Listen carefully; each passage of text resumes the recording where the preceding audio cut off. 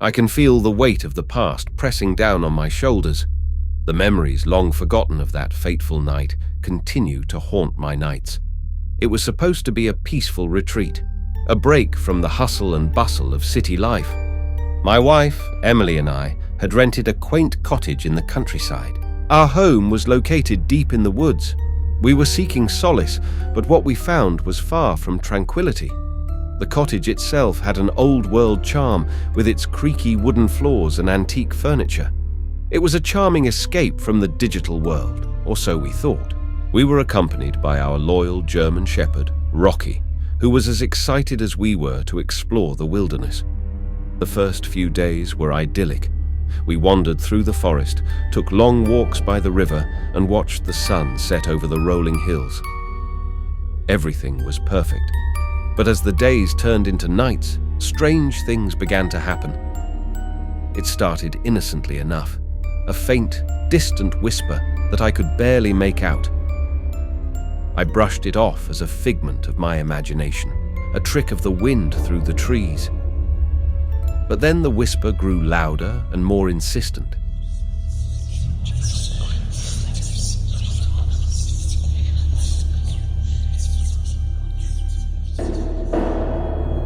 It was as though someone was trying to communicate with me, but their words were just out of reach. Emily noticed it too. She would wake up in the middle of the night, shocked and confused by the unsettling vibe. She claimed to have seen shadows moving in the corners of our bedroom, and the air felt heavy with an unexplainable presence. Rocky was our usually fearless protector. A local companion now whimpered and cowered in the corner. One night, as I lay in bed, I heard a distinct voice. It was that of a man with a hoarse voice, deep and demanding, but filled with mystery. But now they're gone, and there will be a price to pay for every last one of them.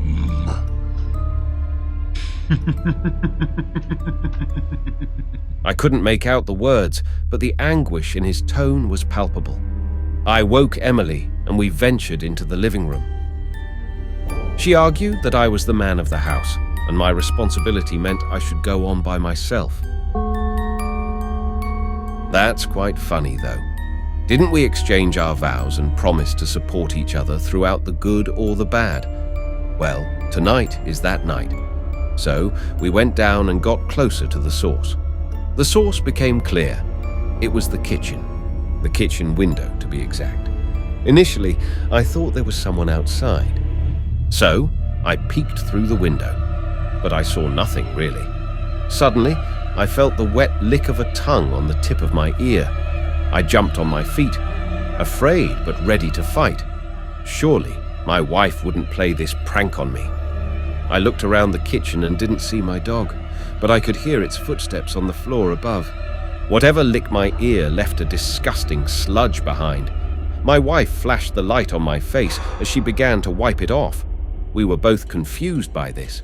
The sludge had a disgusting smell. It is almost similar to rotten eggs. Could it be a nut? Did the ghost bust a nut on my left ear? Dear Lord, what is going on? So, my wife boiled some water that she mixed with liquid soap. Then she began to wipe my face clean. The very feeling of having been violated had me feeling some way. Panic set in, and I grabbed Emily's hand, pulling her away from the kitchen. We retreated to the bedroom, where Rocky stood guard at the door.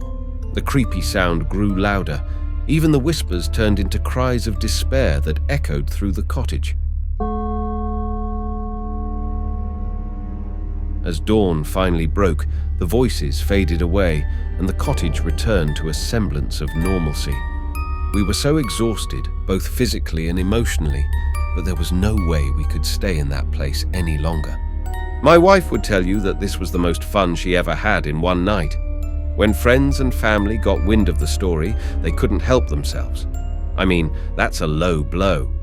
The worst of them all was my Uncle Earl, a retired accountant for Bank of America who had a passion for comedy.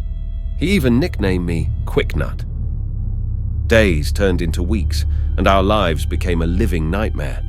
We were tormented by the relentless hauntings, with the voices growing louder and more desperate with each passing day. Our once happy marriage became a sesame seed for disaster. The ghost in the mirror began to jump from one window to the next, going as far as showing its face in our bathroom. My wife and I always felt like he was watching us as we took showers. I could always tell the ghost in the mirror was around, thanks to Rocky.